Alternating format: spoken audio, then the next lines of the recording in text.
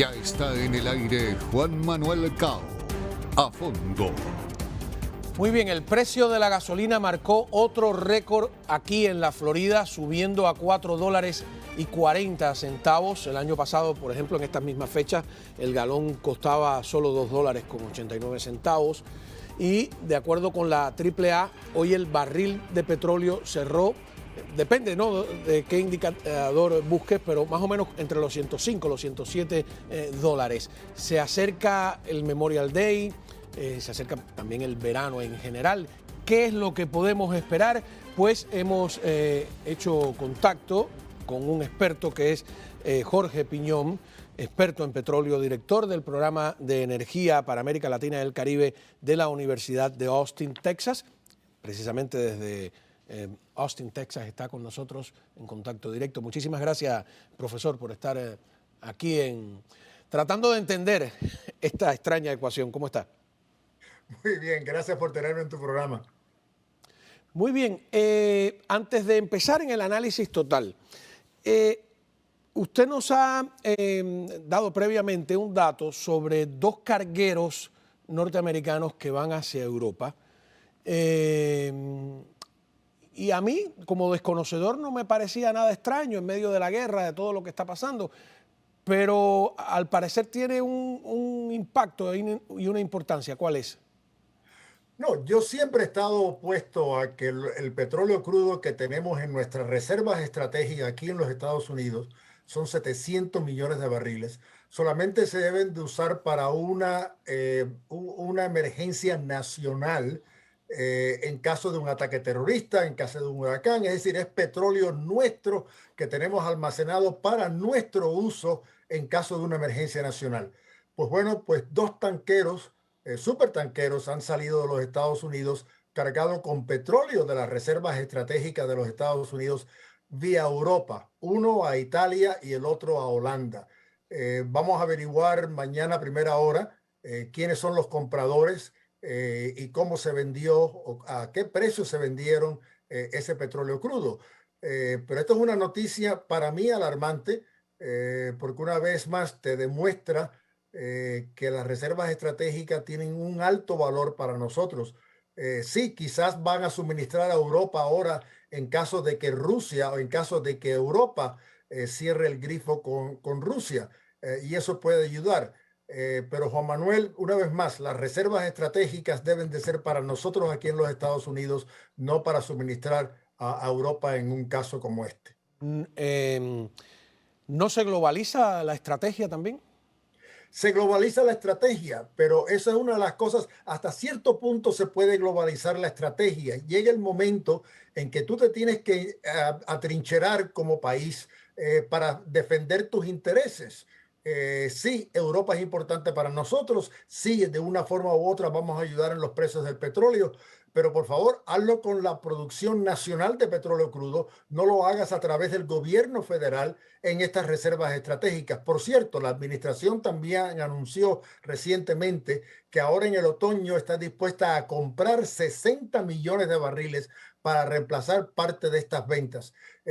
Una vez más, estos programas para mí no me atraen, no creo que son buenas ideas estratégicas, pero vamos a obtener más noticias y más datos mañana. A ver, varias preguntas en torno a este detalle que sin duda usted, que es un especialista, no ve como un detalle menor. 700 millones de barriles en la reserva estratégica. Estos dos supertanqueros, ¿cuánto podrían cargar?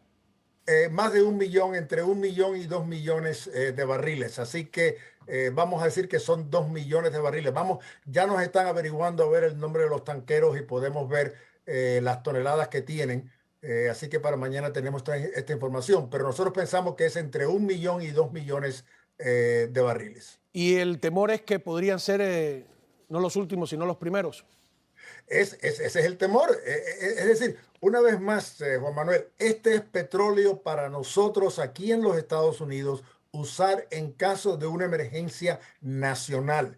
No es petróleo para prestarles a terceros. O la pregunta mía es, ¿quién lo compró? ¿Cuánto pagaron? ¿A cuánto lo vendieron? ¿Hicieron dinero en esta transacción?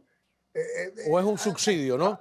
Claro. Ahora, pero Estados Unidos le está pidiendo a Alemania, le está pidiendo a los países europeos que no compren más petróleo ruso. De hecho, Alemania dijo que iba ayer, que iba a reducir a cero la dependencia de gas y petróleo de Rusia. Y me imagino que Europa le dice, bueno, ¿qué vas a hacer por mí? Mi pregunta es, ¿esto que se ha hecho a través del petróleo público, porque es un petróleo público o estratégico de la reserva, la empresa privada está en capacidad de haberlo hecho? No, no, claro que sí. El gobierno no vende este petróleo. Este petróleo se le vendió a una entidad privada. Puede ser a un Exxon, compañía americana, puede ser a una Shell, compañía holandesa, que compró el petróleo. El gobierno americano no vende, no, es decir, cualquier compañía puede comprar el petróleo y en realidad hacer lo que él quiera con ello. Esto yo creo que el Congreso lo tiene que ver y tiene que haber una restricción más puesta que diga que estas reservas estratégicas son para el uso nacional y no se pueden exportar. Esa es la otra pregunta. ¿Quién tiene la autoridad legal para utilizar esas reservas estratégicas? ¿Puede el presidente usar la discreción? ¿Hay alguno no necesita una aprobación del Congreso? En la forma en que las leyes están establecidas hoy en día, que fueron establecidas por el Congreso ya hace años. Así que el Congreso tiene la última palabra. Todo lo que el presidente puede hacer es seguir las reglas que el Congreso estableció. Por eso, por ejemplo, la compra ahora de 60 millones en los próximos 9 meses, eso está establecido por la ley. Es decir, la ley dice que el gobierno tiene que reemplazar esos barriles en ciertos periodos y de cierta forma. Yo lo que le añadiría una cosa más, y es que esos barriles no se pueden exportar fuera del territorio nacional. Bueno, y se acaba de aprobar una ayuda para la guerra de Ucrania de 40.000 millones de dólares. Yo soy de los que creen que hay que ayudar a Ucrania, pero lo que pasa es que entre eso, lo otro, lo demás allá, la deuda norteamericana continúa aumentando, la inflación, el precio del petróleo. Y mi pregunta es, no vamos a pensar todavía en el verano. Memorial Day, ¿qué va a pasar con el precio de la gasolina? Eso, la demanda de los Estados Unidos va a ser muy importante. La inflación ha tenido un gran impacto no solamente por los precios de la gasolina, pero por todos los precios de los alimentos, los precios de los servicios públicos. Así que yo no sé cuántas personas que tenían planeado este verano ir a Disney World o visitar a los parientes en Nueva York o viajar a algún lugar, lo van a hacer ahora en este momento. Así que tenemos que ver cuál va a ser la demanda por el combustible de transporte en el verano. Segundo, China. China, principalmente las ciudades de Shanghai, con 25 millones de habitantes, está ahora totalmente cerrada por un problema con la pandemia de COVID. Hay tanqueros fuera del puerto de Shanghai que no han podido descargar. Por cierto, Arabia Saudita, Aramco, está vendiendo ahora el crudo en Asia a un descuento de $4 el barril. ¿Por qué? Porque hay una vez más tanqueros flotando fuera de Shanghai que no pueden descargar. Así que tenemos que ver qué es lo que pasa con la demanda en este verano, como tú bien dices, Juan Manuel. La otra pregunta entonces es la oferta. ¿Va de verdad por fin, después de muchas palabras y muchos discursos, va por fin Europa a tomar una decisión y cerrar el grifo ruso? Esa va a contrarrestar un corte en la demanda y eso sí puede alzar los precios del petróleo a $120 el barril. ¿La OPEC ha bajado el precio? ¿Cree usted que es por lo de China o porque son buena gente? No, no, porque son buena gente, no, ellos están ganando mucho dinero. Y el único país de la OPEP, por cierto, que ha bajado los precios es Arabia Saudita. Hablando de la OPEP, ayer ¿Ellos no tienen también, que hacerlo unánimemente? no los precios, lo que tienen que hacer conjunto es el volumen y el nivel de las producciones, pero el precio Ok. de cada uno, Nigeria, Angola, Argelia, Irán, Irak, todos a que venden, eso no está restringido. Lo que está restringido es el volumen de la producción. ¿No han aumentado la producción? No han aumentado la producción. Por cierto, un número de países, principalmente Angola, Argelia, Libia, no han llegado al nivel de la cuota donde debían de estar. Es decir, están produciendo menos todavía. Los únicos que tienen la capacidad para producir gran cantidad de petróleo crudo, además de lo que están produciendo hoy, es Arabia Saudita, Kuwait, los Emiratos, Irak. Son los únicos 4 miembros de los 13 que tienen capacidad extra de producir petróleo. Vi ahora una noticia de que Guyana, aquí en América del Sur, que hace frontera con Venezuela, pues se coloca cada vez más como un país importante en cuanto a yacimientos de petróleo. ¿Influye eso o es demasiado poco?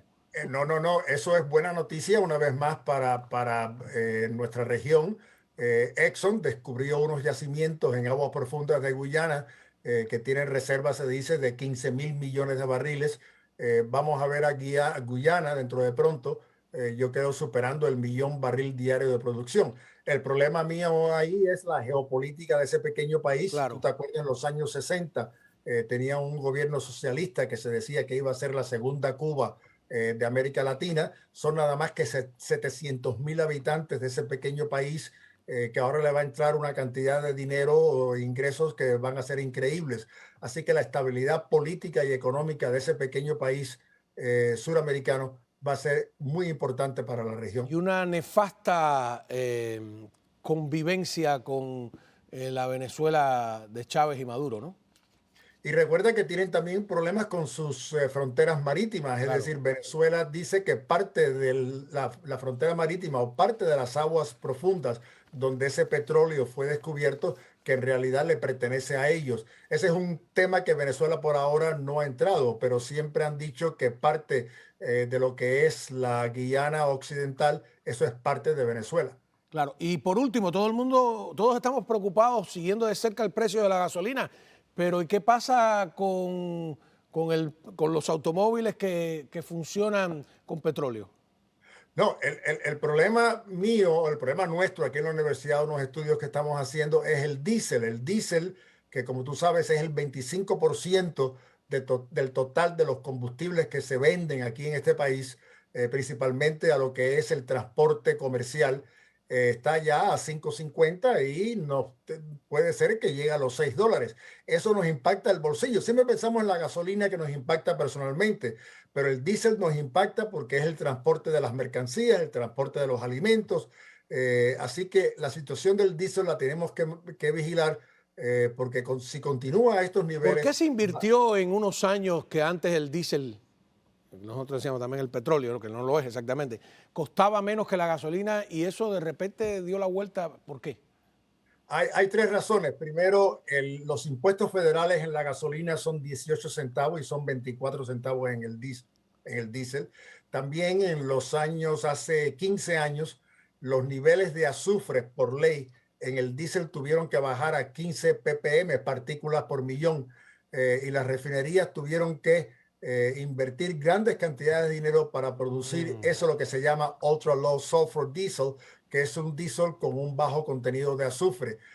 Así que el coste del diésel, también la demanda en Europa de diésel es grande, mayor que aquí en los Estados Unidos, y eso también impacta el precio del diésel. Pero una vez más, el diésel de hoy no es el diésel de hace 10 años. Me doy cuenta.